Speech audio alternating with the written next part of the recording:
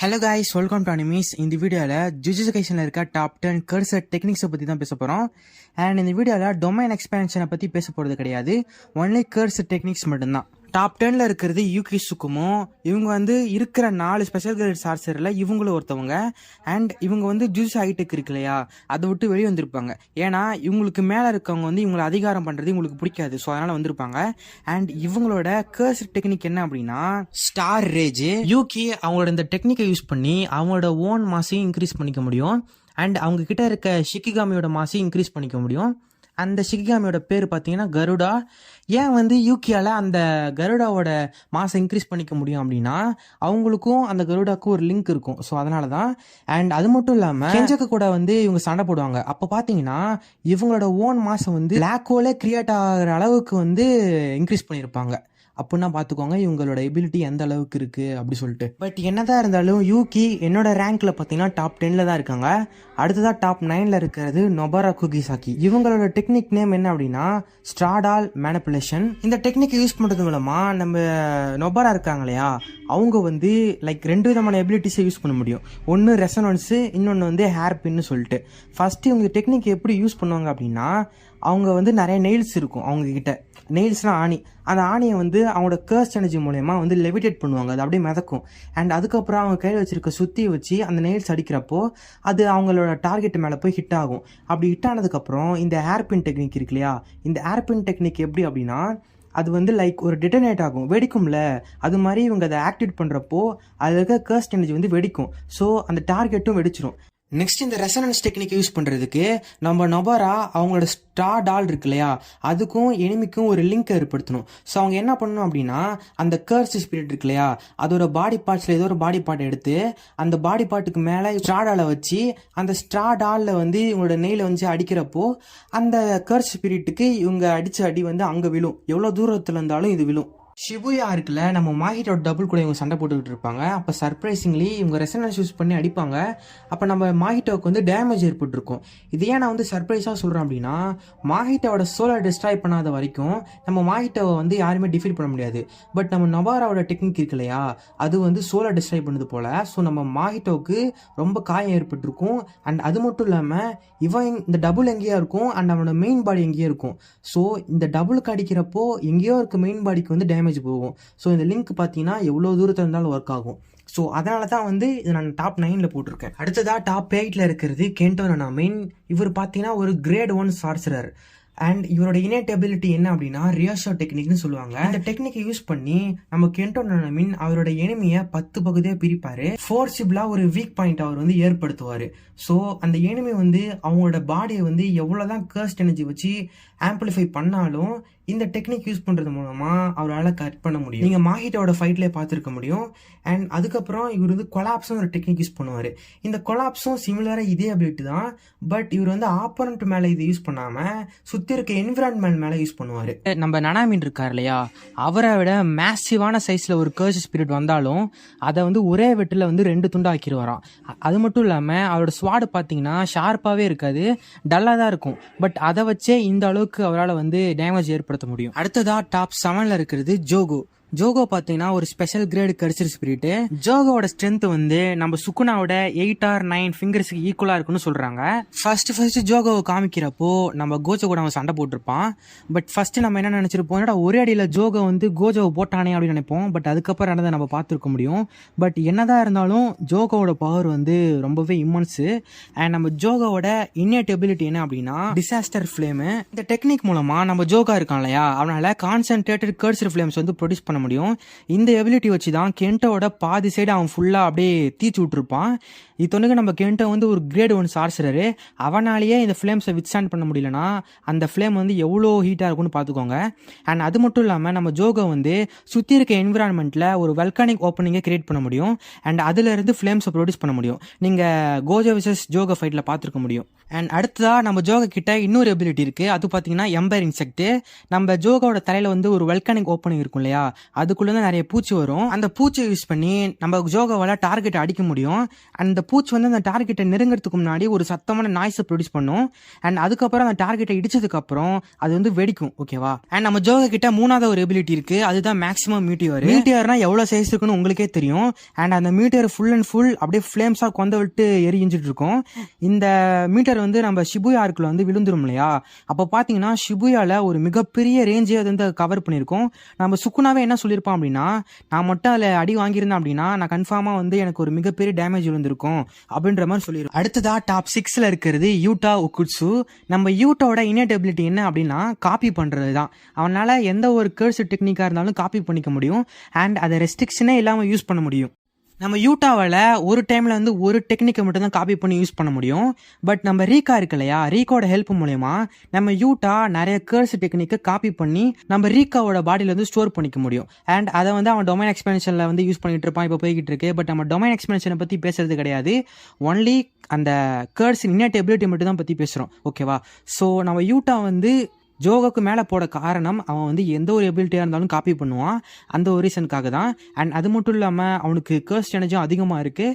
And அது மட்டும் இல்லாமல் நிறையா விஷயங்கள் இருக்குது. ஓகேவா? அதாவது வந்து நம்ம யூட்டாவோட கர்ஸ் டெக்னிக்கை டாப் 6ல் போட்டிருக்கோம். மேபி உங்களுக்கு எப்படி தோணுதோ அப்படி வச்சுக்கோங்க. பட் எனக்கு வந்து சடனாக யூட்டாவை தான் போடணும் அப்படின்ற மாதிரி தோணுச்சு. நீங்கள் என்ன நினைக்கிறீங்க கமெண்ட் செக்ஷனில் சொல்லுங்கள். அண்ட் வீடியோட எண்டுலேயும் வந்து எந்த ரேங்க் கரெக்டாக இருக்குன்னு சொல்லுங்கள். ஓகேவா? அடுத்ததாக டாப் 5ல் இருக்கிறது சுக்குனா தான். அதாவது ரியோமன் சுக்குனா என்னடா டாப் 5ல் போட்டிருக்க தலைவர் அப்படின்னு நிறைய பேர் கேட்கலாம். அதான் சொன்னல, இது வந்து என்னோட பாயிண்ட் ஆஃப் வியூ தான். நீங்கள் என்ன நினைக்கிறீங்கன்னு மறக்காம கமெண்ட் செக்ஷனில் சொல்லுங்கள். நம்ம சுக்குனாவோட எபிலிட்டி பேர் வந்து இன்னும் கரெக்டாக சொல்லப்படலை. பட் நம்ம சுக்குனா வந்து 2 விதமான எபிலிட்டி யூஸ் பண்ணுவான். அது வந்து பார்த்தீங்கன்னா டிஸ்மேண்டல் அண்டு கிளீவு. இந்த டிஸ்மேண்டல் வந்து ஒரு லாங் ரேஞ்ச் அட்டாக்கு. அண்ட் அது மூலமாக தூரத்தில் இருக்க ஒரு ஆப்ஜெக்டை கூட நம்ம சுக்குனா சும்மா இப்படி கை அசைக்கிறது மூலமாகவே வெட்ட முடியும். அண்ட் இப்படி தான் நம்ம சுக்குனா வந்து கோஜோவை வந்து 2ஆக வெட்டியிருப்பான். மகோராகா வந்து நம்ம கோஜோவோட லிமிட்லெஸ் வந்து நியூட்ரலைஸ் பண்ணியிருக்கோம். அண்ட் அதுக்கு கவுண்டரும் கிரியேட் பண்ணியிருக்கோம். அதை நம்ம சுக்குனா அப்படியே காப்பி அடிச்சு கோஜோவோட ஸ்பேஸை கட் பண்ணாமல் இந்த சுற்றி இருக்க என்டையர் ஸ்பேஸே கட் பண்ணுறது மூலமாக நம்ம கோஜோவையும் அவன் 2ஆக வெட்டியிருப்பான். இதுதான் வந்து டிஸ்மேண்டல். இப்போ கிளீவ் எப்படி ஒர்க் ஆகும் அப்படின்னா, இந்த கிளீவ் வந்து ஆப்பனண்டோட டஃப்னஸ்க்கு ஏற்ற மாதிரி அதோட டிஸ்ட்ரக்டிவ் கட்டிங் கேப்பபிலிட்டி வந்து இன்க்ரீஸ் பண்ணிக்க முடியும். எக்ஸாம்பிளுக்கு நம்ம சுக்குனா வந்து யூஜோட வயிற்றுல கை வச்சு நம்ம யூஜோட வயிற்ற சின்ன சின்ன பீசஸா வந்து வெட்டிடுவான். அண்ட் அது மட்டும் இல்லாம நம்ம சுக்குனா கிட்ட 3வது ஒரு எபிலிட்டி இருக்கு. அந்த எபிலிட்டி தான் ஃபூகா. இந்த ஃபூகா டெக்னிக்கை யூஸ் பண்றது மூலமா நம்ம சுக்குனாவால பவ் அண்ட் ஏரோஸை ஃபிளேம்ஸ் மூலமா கிரியேட் பண்ணி ஒரு லாங் ரேஞ்ச் அட்டாக்கு யூஸ் பண்ண முடியும். இந்த டெக்னிக் வந்து ஜோகோவோட ஃபிளேமோட பவரா இருக்குன்னு சொல்றாங்க. அண்ட் அப்படிதான் ஜோகோவை நம்ம சுக்குனா கொண்டு இருப்பான். நம்ம சுக்குனாவோட ஆக்சுவல் இன்னேட் எபிலிட்டி என்னன்னு தெரியல. ஒருவேளை கிளீவ் அண்ட் டிஸ்மேண்டல் கூட அவரோட ஓன் டெக்னிக்கா இல்லாம கூட இருக்கலாம். நிறைய வாய்ப்பு இருக்கு. அப்போ வந்துச்சுன்னா அப்போ வந்து இதை பத்தி தனியாக நம்ம பேசுவோம். அடுத்ததா டாப் 4ல் இருக்கிறது கர்ஸ் ஸ்பிரிட் மேனிபுலேஷன். இந்த டெக்னிக் யாரோடது அப்படின்னா கெட்டோ சுகுரோவோடது தான். இந்த டெக்னிக் யூஸ் பண்ணுறது மூலமாக நம்ம கெட்டாவால் கர்ஸ் ஸ்பிரிட்டை ஒரு சின்ன ஸ்பியர் மாதிரி மாற்றி அதை சாப்பிட்டு அதோட கர்ஸ் எனர்ஜி வந்து இவனுக்குள்ளே அப்சர்வ் பண்ணிக்க முடியும். அண்ட் அது மட்டும் இல்லாமல் தேவைப்படுறப்போ அதை சம்மன் பண்ணி அதை நம்ம கண்ட்ரோலும் பண்ண முடியும். பட் சீசன் 1 வரைக்கும் இப்படி தான் சொல்லிக்கிட்டு இருந்தாங்க. பட் சீசன் 2வோட எண்டிங்கில் பார்த்தீங்கன்னா யாருக்கிட்டலாம் இந்த கர்ஸ் ஸ்பிரிட் மேனிபுலேஷன் டெக்னிக் இருக்கோ அவங்களால இன்னொரு எபிலிட்டி யூஸ் பண்ண முடியும். அதுதான் உசுமாக்கி. இந்த டெக்னிக் எப்படி ஒர்க் ஆகும் அப்படின்னா, இப்போ நம்ம கெட்டோ இருக்கான் இல்லையா, அவன் வந்து சின்ன சின்ன கர்ஸ் ஸ்பிரிட்டை வந்து சாப்பிட்டான் அப்படின்னா அதோட எபிலிட்டியை அந்த கர்ஸ் ஸ்பிரிட்டை சம்மன் பண்ணுறது மூலமாக தான் யூஸ் பண்ண முடியும். பட் நம்ம கெட்டோ ஒரு ஸ்பெஷல் கிரேட் கர்ஸ் ஸ்பிரிட்டை சாப்பிட்டான் அப்படின்னா அந்த ஸ்பெஷல் கிரேட் கர்ஸ் ஸ்பிரிட்டோட இன்னேட் எபிலிட்டியை இவனால் அப்சர்வ் பண்ணிட்டு, அதாவது எக்ஸ்ட்ராக்ட் பண்ணிட்டு இவனால் ஒரு டைம் அதை யூஸ் பண்ண முடியும். அப்படிதான் மாஹிட்டோட இன்னேட் எபிலிட்டியான ஐடியல் டிரான்ஸ்ஃபிகரேஷனை இவன் எக்ஸ்ட்ராக்ட் பண்ணிட்டு அதை ஒரு டைம் எல்லா மனுஷங்க மூலியமா யூஸ் பண்ணியிருப்பான். இந்த டெக்னிக்கை சுக்குனாவோட டெக்னிக்கு மேலே போட்ட காரணம் வந்து எனக்கு எப்படி சொல்றதுன்னு தெரியல. பட் சுக்குனாவோட டெக்னிக் பார்த்தீங்கன்னா ஃபுல் அண்ட் ஃபுல் ஒருத்தவங்களை கொல்றது அந்த மாதிரி தான் இருக்கும். பட் இந்த கர்ஸ் ஸ்பிரிட் மேனிபுலேஷன் பார்த்தீங்கன்னா எப்பேற்பட்ட பவர்னு நீங்கள் சீசன் 2 எண்டிங்கில் பார்த்தா தான் உங்களுக்கு தெரியும். அண்ட் கெட்டோ வந்து இந்த டெக்னிக்கை யூஸ் பண்ணி, அதாவது கெஞ்சாக்கும் இந்த டெக்னிக் யூஸ் பண்ணி ஒட்டுமொத்த மக்களையுமே வெசலாகவும் அண்ட் சார்சராகவும் மாற்றிருக்கும். அப்பேற்பட்ட பவர் தான் இந்த கர்ஸ் ஸ்பிரிட் மேனிபுலேஷன் டெக்னிக். அடுத்ததா டாப் 3ல இருக்கிறது மாஹிட்டோட ஐடியல் டிரான்ஸ்ஃபிகரேஷன். மாஹிட்டோட டெக்னிக்கை சுகுனாவோட டெக்னிக்கு மேலே போட்ட காரணம் என்ன அப்படின்னா, நம்ம சுகுனாவால் ரிவர்ஸ் கர்ஸ் டெக்னிக்கை வேறு லெவலில் யூஸ் பண்ண முடிஞ்சாலும் மாஹிட்டோட ஐடியல் டிரான்ஸ்ஃபிகரேஷனை நம்ம சுகுனாவால் ரிவர்ஸ் பண்ண முடியாது. இதை நான் சொல்லலை, சொல்லியிருப்பான். இந்த பேனலை பார்த்தா உங்களுக்கு புரியும். ஸோ அதனால தான் மாஹிட்டோட டெக்னிக்கை மேலே போட்டிருக்கேன். இந்த டெக்னிக் அவன் எப்படி யூஸ் பண்ணுறான் அப்படின்னா, நம்ம மாஹிட்டோ கென்டோ நானாமே கூட சண்டை போடுறப்போ ஒரு டைலாக் சொல்லியிருப்பான். அவன் என்ன சொல்லியிருப்பான் அப்படின்னா, ஒரு பாடி பிறக்கிறதுக்கு முன்னாடி ஒரு சோல் தான் பிறந்திருக்கு, அண்ட் இந்த சோலை மாற்றுறது மூலயமா பாடியும் மாற்ற முடியும் அப்படின்ற மாதிரி சொல்லியிருப்பான். ஸோ நம்ம மாஹிட்டோட டெக்னிக் இருக்கு இல்லையா, அது ஆக்சுவலி ஒருத்தவங்களோட சோலை வந்து மேனிப்புலேட் பண்ணும். ஸோ இவன் வந்து ஒரு சோலை மேனிப்புலேட் பண்ணுறது மூலயமா அவங்களோட பாடியும் மேனிப்புலேட் பண்ணுவான். அப்படி தான் இவன் வந்து ஒரு ஹியூமன்ஸை டிரான்ஸ்ஃபிகர்டு ஹியூமன்ஸாக வந்து மாற்றிருப்பான். அண்ட் இது போக நம்ம மார்க்கெட்டோவில் 3 விதமான எக்ஸ்டென்ஷன் எபிலிட்டியை வந்து யூஸ் பண்ண முடியும். அதில் வந்து ஃபஸ்ட்டு பார்த்தீங்கன்னா சோல் மல்டிப்ளிசிட்டி, செகண்டு பார்த்தீங்கன்னா பாடி ரிப்பல், அண்ட் மூணாவதாக பாலிமார்பிக் சோல் ஐசோமர். இந்த சோல் மல்டிப்ளிசிட்டி இருக்கு இல்லையா, இது எப்படி ஒர்க் ஆகும் அப்படின்னா, நம்ம மாஹிட்டோ தான் அவன் நினச்சப்போ ஒரு ஹியூமன்ஸ் வந்து சின்ன சின்னதாக மாற்றிப்பான் இல்லையா. ஸோ அப்படி இருக்கிறப்போ 2 இல்லைனா அதுக்கு ஏற்பட்ட நிறையா சோல்ஸை வந்து அவன் மெர்ஜ் பண்ணுறப்போ அந்த மெர்ஜ் பண்ணுறதை வந்து அந்த சோல் வந்து ரிஜெக்ட் பண்ணும். அண்ட் இந்த ரிஜெக்ட் பண்ணுது பார்த்தீங்களா, இந்த ப்ராசஸ் தான் சோல் மல்டிப்ளிசிட்டி. அண்ட் செகண்டாக பாடி ரிப்பிள் இருக்கு இல்லையா, இது எப்படி ஒர்க் ஆகும் அப்படின்னா, இந்த சோல் மல்டிப்ளிசிட்டி டெக்னிக் என்ன பண்ணும், 2-3 சோலை வந்து மெர்ஜ் பண்ணும். அந்த மெர்ஜிங் ப்ராசஸை தாங்காமல் அது ரிஜெக்ட் பண்ணும். அப்படி ரிஜெக்ட் பண்ணுற எனர்ஜியை வந்து இந்த பாடி ரிப்பிள் டெக்னிக் மூலமாக அவன் இன்க்ரீஸ் பண்ணுவான். அண்ட் அது மூலயமா டிரான்ஸ்ஃபிகர்டு ஹியூமன்ஸை வச்சு அவனால் வந்து ஒரு ஷார்ப்பான ஆயுதமாக அப்படியே அதை எக்ஸ்டெண்ட் பண்ணி அடிக்க முடியும். அண்ட் மூணாவதாக பாலிமார்பிக் சோல் ஐசோமர். இந்த டெக்னிக்கும் அந்த ஃபர்ஸ்ட் சோல் மல்டிப்ளிசிட்டி இருக்கு இல்லையா, இந்த டெக்னிக்கை வச்சு தான் யூஸ் பண்ணுவாங்க. பட் பாடி ரெப்பல் டெக்னிக் மாதிரி அதிகமாக ரிஜெக்ட் பண்ணாமல் இந்த டெக்னிக் யூஸ் பண்ணுறது மூலயமா ரிஜெக்ஷனை கம்மியாக மாஹிட்டை வந்து கண்ட்ரோல் பண்ணுவான்.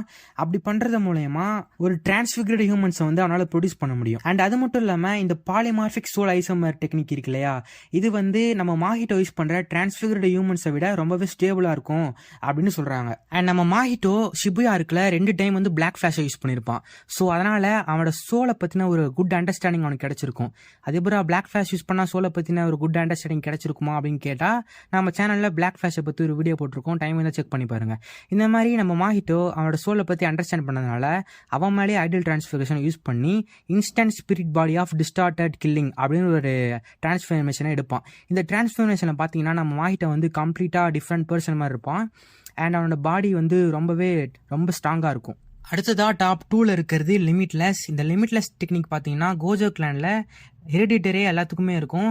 பட் யார்கிட்ட 6 ஐஸ் இருக்கோ அவங்களால தான் வந்து இந்த டெக்னிக்கை வந்து மாஸ்டர் பண்ண முடியும். லிமிட்லெஸ்ஸை பற்றி சிம்பிளாக சொல்லணும் அப்படின்னா, சுற்றி இருக்க ஸ்பேஸை வந்து அவங்களால மேனிப்புலேட் பண்ண முடியும். அண்ட் அது மூலமாக டிஃப்ரெண்ட் எபிலிட்டிஸ் வந்து அவங்களால கிரியேட் பண்ண முடியும். எக்ஸாம்பிளுக்கு நம்ம கோஜோட red and blue and purple and அது மட்டும் இல்லாமல் இன்ஃபினிட்டி, இந்த மாதிரி நிறையா இருக்குது. உங்களுக்கு கோஜாவோட லிமிட்லெஸை பற்றி ஃபுல்லாக தெரிஞ்சுக்கணும் அப்படின்னா நம்ம சேனல் ஒரு வீடியோ இருக்குது, செக் பண்ணி பாருங்கள். இந்த டெக்னிக் வந்து சுற்றி இருக்க ஸ்பேஸ் கண்ட்ரோல் பண்ணுறதுனால அந்த யூஸ்டரால் ஃபாஸ்ட்டாக மூவ் பண்ண முடியும் அண்ட் டெலபோர்ட் பண்ண முடியும். இந்த மாதிரி நிறையா விஷயத்தை பண்ண முடியும். பட் என்னதான் இருந்தாலும் இது வந்து டாப் 2 தான். அடுத்ததாக டாப் 1ல இருக்கிறது ஜெனின் கிளானோட டென்ஷரோ டெக்னிக் தான்.